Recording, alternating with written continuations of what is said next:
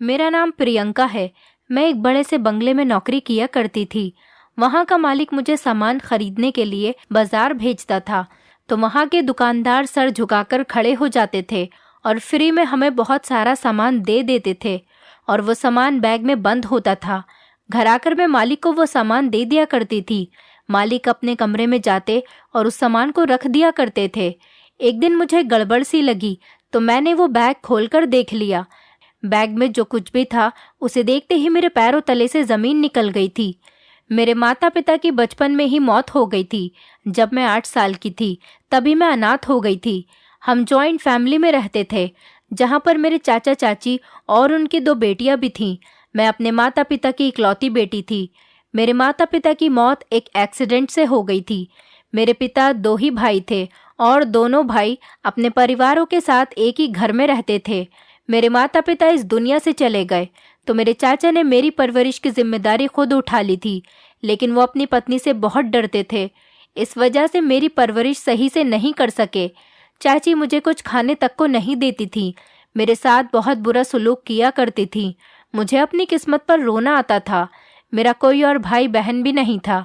शुरू शुरू में मेरे चाचा मेरा बहुत ख्याल करते थे, अपने भैया की निशानी समझकर। धीरे धीरे उनको एक मासूम सी बच्ची बोझ लगने लगी थी और इसमें सब कुछ किया धरा मेरी चाची का था। वो अक्सर मेरे चाचा को मेरे खिलाफ भड़काया करती थी और अब उनको मैं बर्दाश्त नहीं थी। जबकि मेरे पिताजी का घर में हिस्सा भी था जो कि मुझे मिलना चाहिए था, वो भी चाचा ने अपने कब्जे में कर लिया था, ये कहकर कि मैं उनके साथ रहती हूँ इसलिए वो मेरे खर्च उठाते हैं तो हिस्सा भी उनको ही मिलना चाहिए, जबकि मेरा कोई खर्च ही नहीं था। 2 टाइम का खाना वो भी जब इन लोगों से बच जाया करता था तो दे दिया करते थे और नहीं बचता था तो मैं भूखी रहती थी या फिर मुझे बासी खाना दे देते थे, वो भी मैं खुशी खुशी खा लिया करती थी। इसके अलावा मेरा कोई खर्च नहीं था। कभी इन लोगों ने मेरा स्कूल में भी एडमिशन नहीं करवाया था। मेरे माता पिता की चाहत थी कि वो मुझे पढ़ा लिखा कर किसी काबिल बना सके, मैं अच्छी शिक्षा हासिल कर सकूं, क्योंकि मैं उनकी इकलौती औलाद थी। मेरे माता पिता मुझे बहुत प्यार किया करते थे।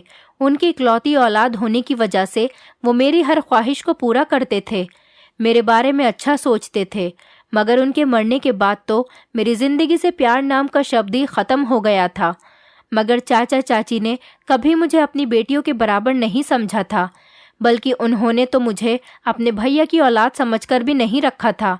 उन्होंने तो मुझे लावारिस और अनाथ समझकर बस अपने घर में रहने की जगह दे दी थी, जिसके बदले में मुझसे काफ़ी काम लिया जाता था। मुझे नौकरानी बनाकर रख दिया था। मेरे अंदर बचपन से ही बाकी बच्चों की तरह कोई जिद, कोई चाहत नहीं थी, क्योंकि मुझे पता था कि मेरी जिद या चाहत पूरी करने वाला कोई नहीं है। मैं बहुत खूबसूरत थी, चाचा चाची की बेटियों से भी ज़्यादा खूबसूरत। मेरी खूबसूरती को उन्होंने घर की 4 दीवारी में बंद कर दिया था और अब मेरी सारी जिंदगी इसी तरह से गुजरती थी। चाची मुझसे घर के सारे काम करवाने लगी थी। पहले तो मैं बस घर की साफ सफाई किया करती थी, क्योंकि मुझे बाकी काम करने नहीं आते थे। मगर चाची ने धीरे धीरे मुझे खाना बनाने के काम पर भी लगा दिया था और सारा काम सिखा दिया था। अब सारे घर का काम मैं अकेले ही किया करती थी, जबकि उनकी अपनी बेटियां भी मेरी उम्र की ही थी, क्योंकि मेरे पिता और मेरे चाचा की शादी एक साथ हुई थी और मैं अपने माता पिता की शादी के 5 साल बाद पैदा हुई थी।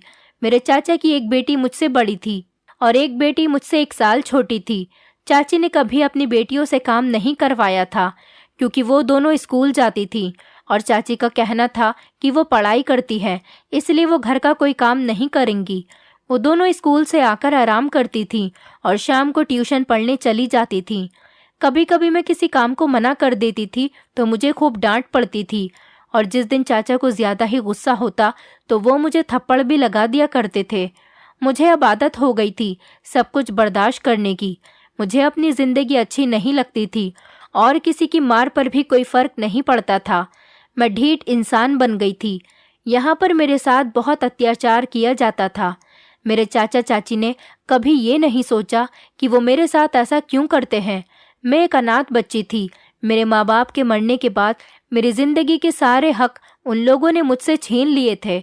आखिर मुझे ऐसी जिंदगी दे दी थी कि मैं सोचने पर मजबूर हो गई थी और रोती थी।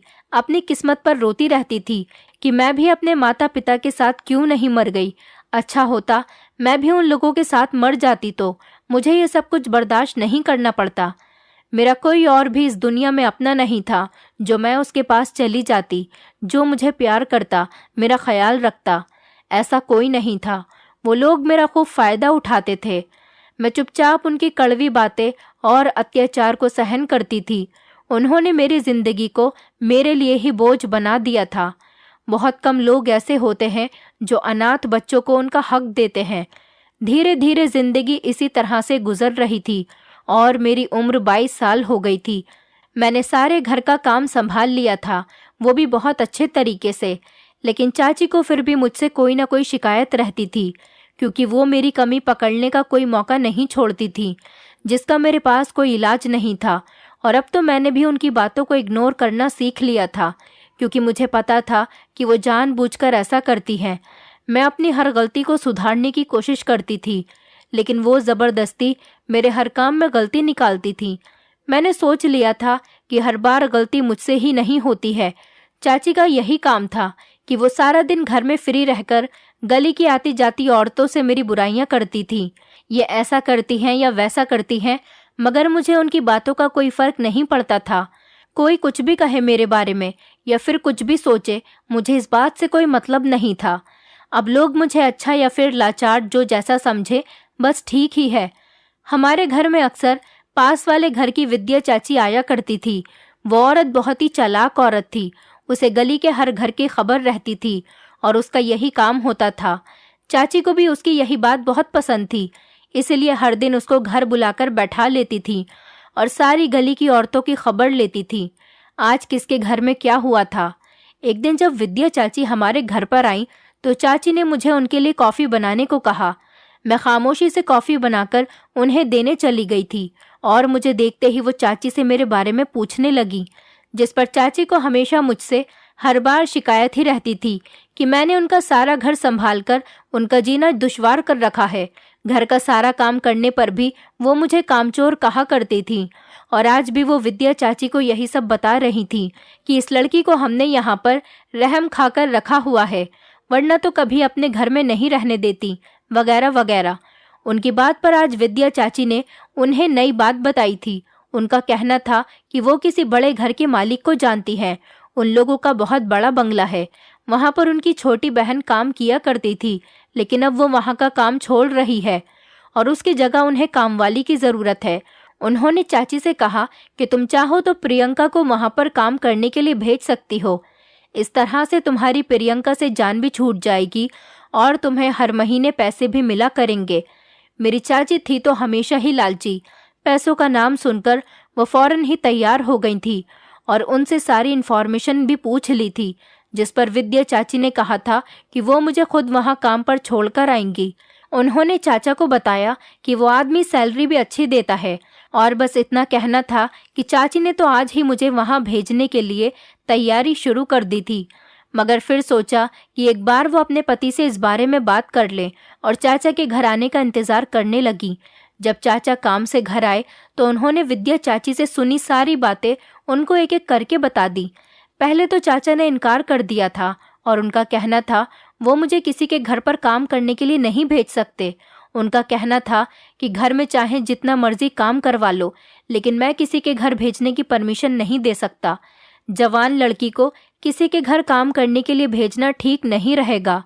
जिस पर चाची ने चाचा से झूठ बोल दिया था और कहा था कि वो लोग मेरे जानने वाले हैं, वहाँ पर तुम्हारी भतीजी को कोई परेशानी नहीं होगी और वैसे भी घर के खर्चे बहुत बढ़ गए हैं, चाचा की सैलरी से पूरे नहीं होते, इसलिए वो मुझसे काम करवाना चाहती हैं।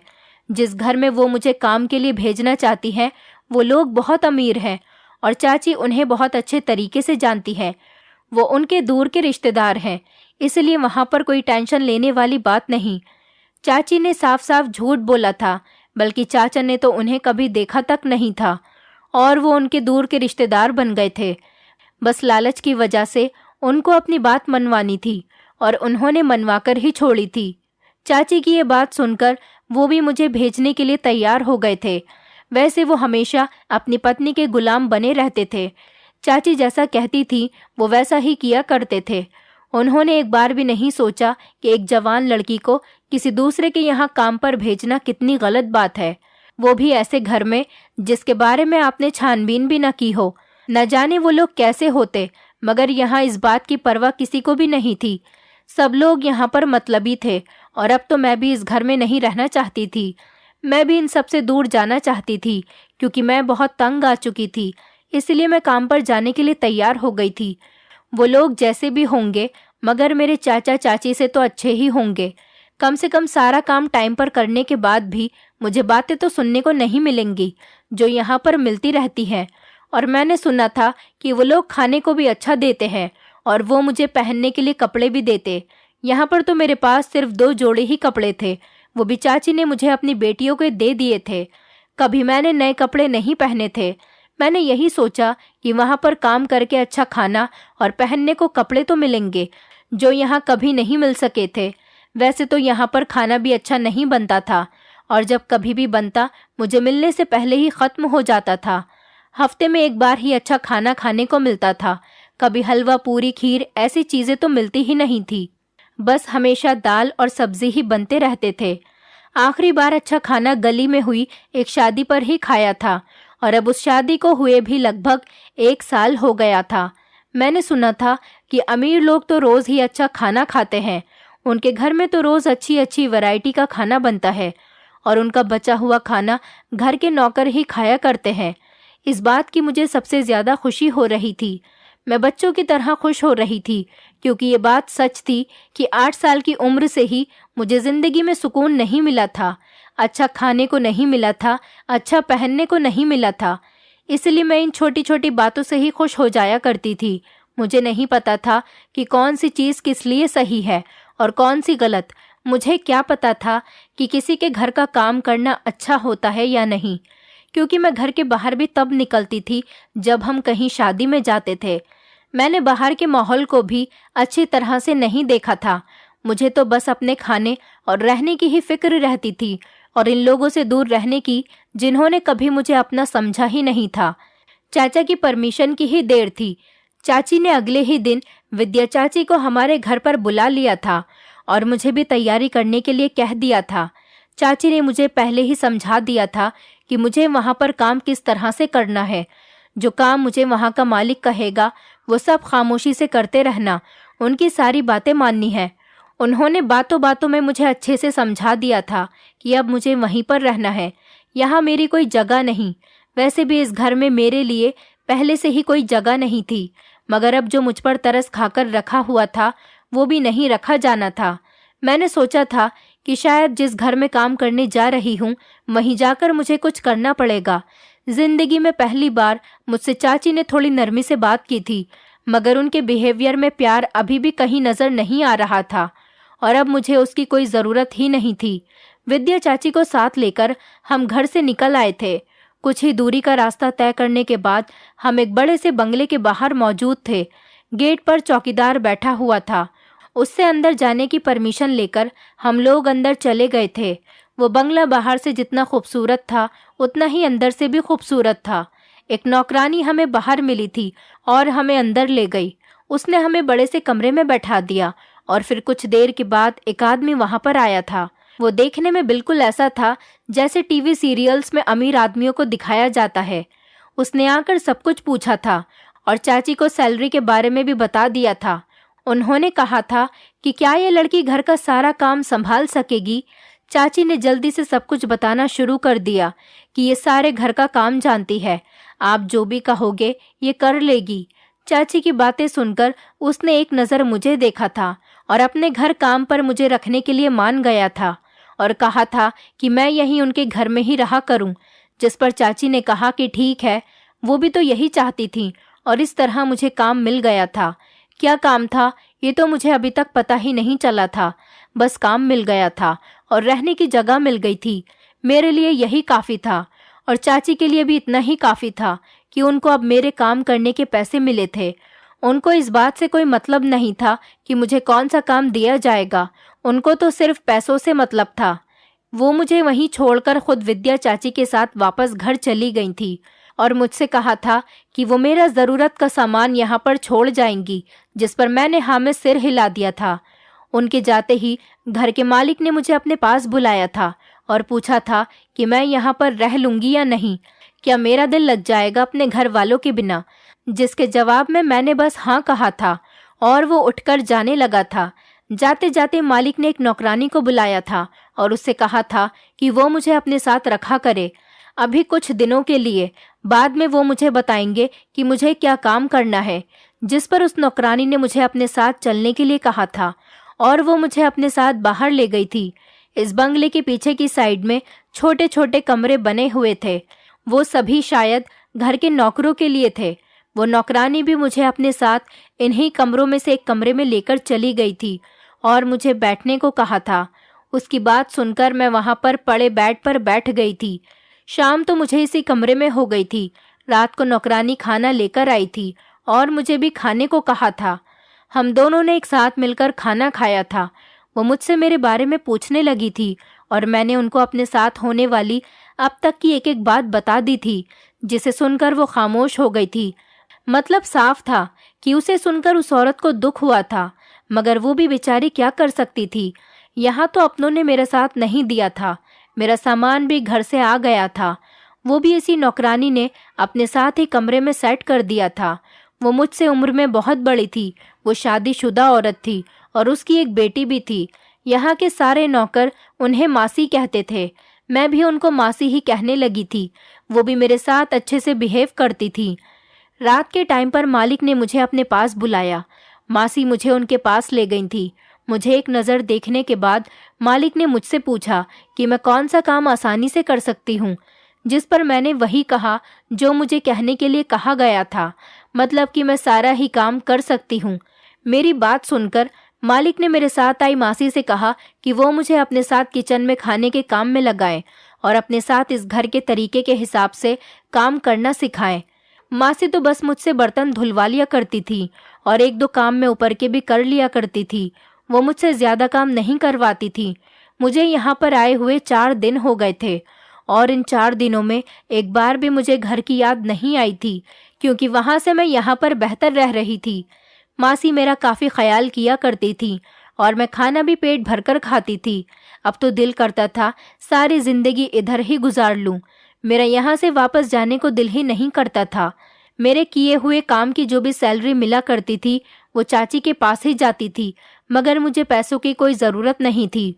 मुझे तो बस रहने की जगह और खाने के लिए खाना मिलना चाहिए था और वो मुझे यहाँ पर बहुत आसानी से मिल रहा था। यहाँ पर मुझे ज़्यादा काम भी नहीं करना पड़ता था, मेरे लिए यही काफ़ी था। बाकी किसी चीज़ की मुझे कोई परवाह नहीं थी। बस इसी तरह से वक्त गुजर रहा था। धीरे धीरे मुझे 1.5 महीना हो गया था यहाँ पर काम करते हुए, और इन 1.5 महीने में चाची एक बार भी मुझसे मिलने के लिए नहीं आई थी, बल्कि वो तो सिर्फ मेरे काम की सैलरी लेने के लिए आई थी और साथ में मुझसे मिल भी लिया करती थी। उन्होंने एक बार भी मुझे अपने साथ एक दिन के लिए ही सही मगर घर चलने के लिए नहीं कहा था। मैं बस उनको खामोशी से देखती रहती थी। वो पैसे लेती और वहाँ से चली जाती थी। जो भी था, मैं उनके इस लालचीपन से बहुत दुखी थी।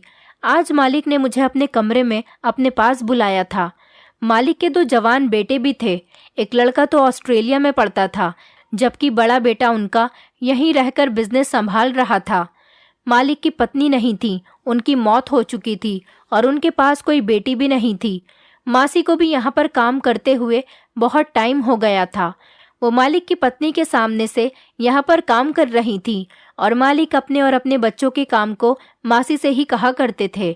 इसके अलावा कोई नौकर या नौकरानी मालिक के काम को नहीं करता था। मुझे हैरत थी कि आज से पहले तो उन्होंने कभी मुझे इस तरह से अपने पास नहीं बुलाया था, तो आज क्या हो गया था? मैंने कोई गलती कर दी थी जो उन्होंने मुझे बुलाया था? मगर ये तो सिर्फ मेरी सोच थी। असल बात क्या थी ये तो वहां जाकर ही पता चलनी थी, और मैं मासी के बताने पर उनके कमरे में चली गई थी। वो मुझे सामने ही बैठे हुए नजर आ गए थे।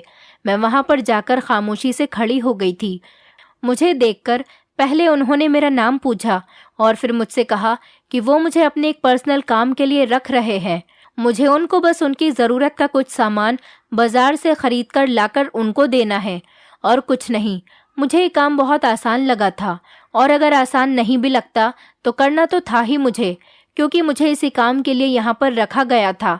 मालिक ने मुझे एक लिस्ट दी थी जिसमें सामान लिखा हुआ था।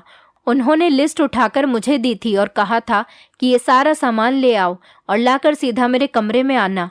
मेरे अलावा किसी को ये सामान नहीं देना है। मैंने हाँ में सिर हिला दिया और कमरे से बाहर आ गई थी।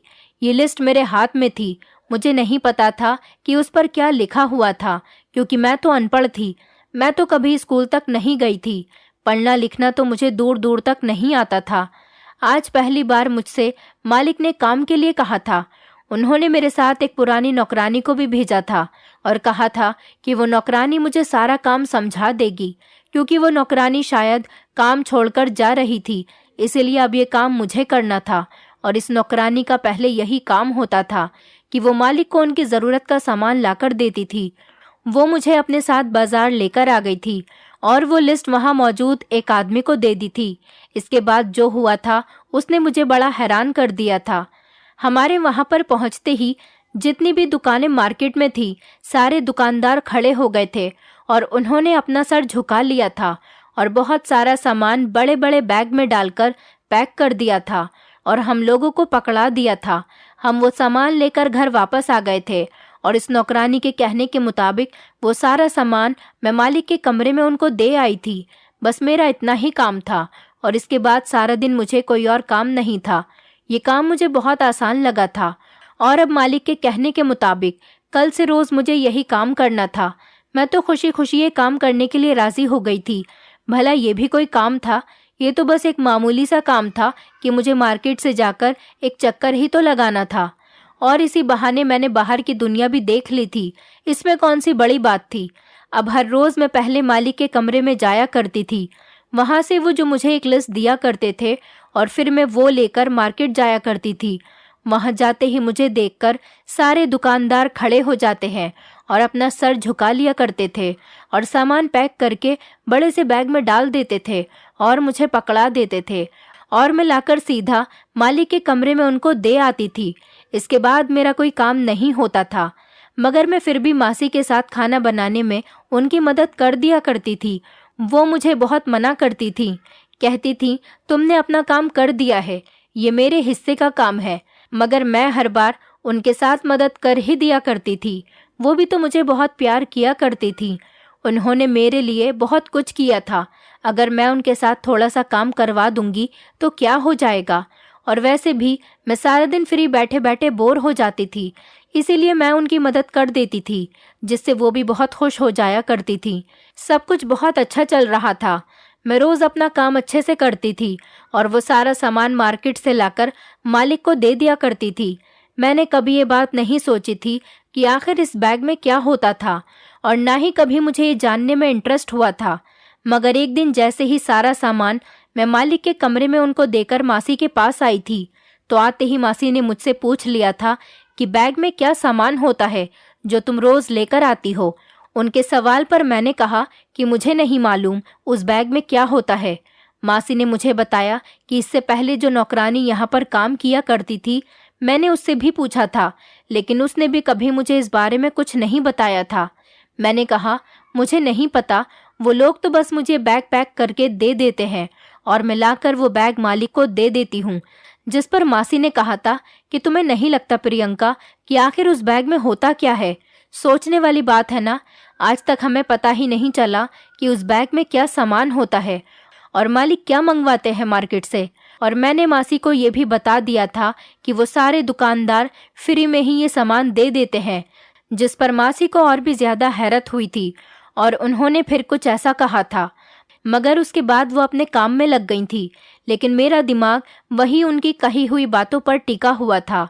मैं भी सोच में पड़ गई थी कि आखिर उस बैग में क्या होता है।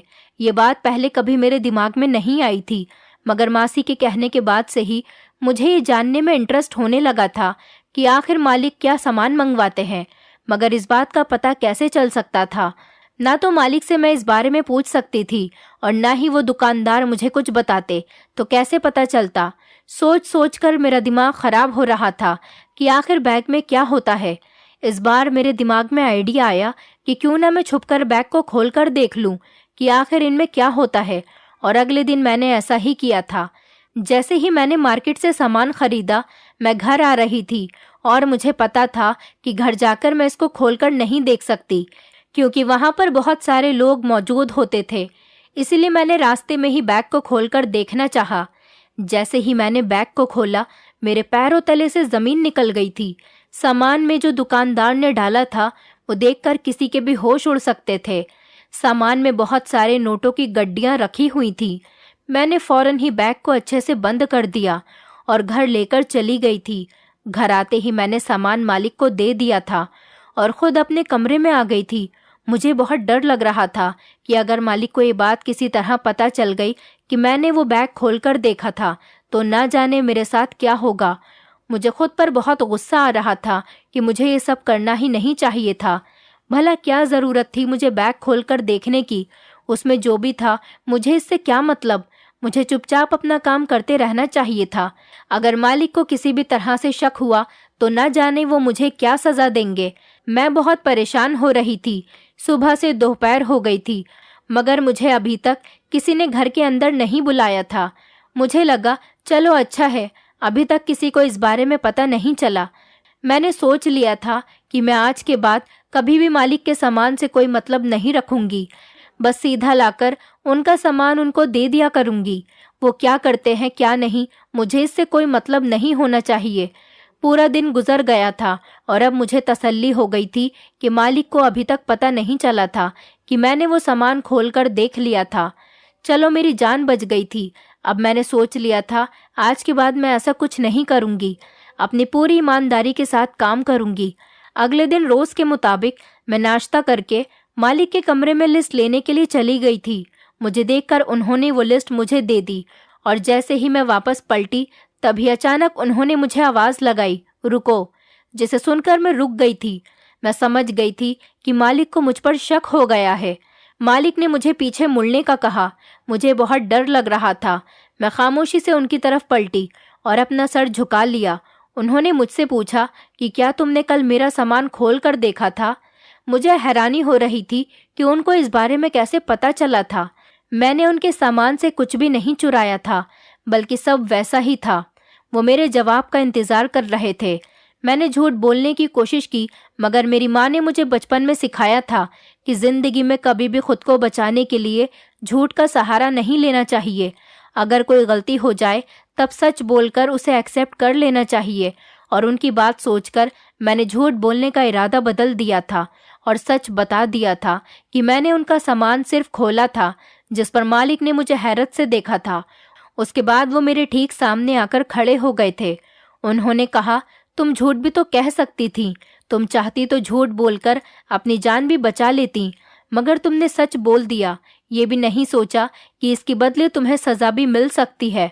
मैंने उनको बताया कि पहले मैंने झूठ बोलने का ही इरादा रखा था, लेकिन मेरी माँ ने मुझे कभी झूठ बोलना नहीं सिखाया था। मालिक ने मुझसे कहा कि इन पैसों में से पैसे क्यों नहीं चुराए। तुम चाहती तो ये पैसे लेकर भाग भी सकती थी। तुमने ऐसा क्यों नहीं किया? जिस पर मैंने यही जवाब दिया था कि मेरी माँ ने मुझे चोरी करना कभी नहीं सिखाया था। मैं अपनी बात कहकर खामोश हो गई थी और अब मुझे अपनी सजा का इंतजार था। मालिक ने मुझसे पूछा कि क्या तुम अपनी सजा के लिए तैयार हो? जिस पर मैंने उनको नजर उठाकर देखा और फिर हाँ में सिर हिला दिया था।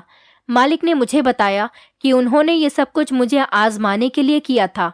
उन्होंने जानबूझकर बैग में नोटों की गड्डियां रख दी थीं। वो ये देखना चाहते थे कि क्या मैं उनके सामान को चोरी करती हूँ या नहीं।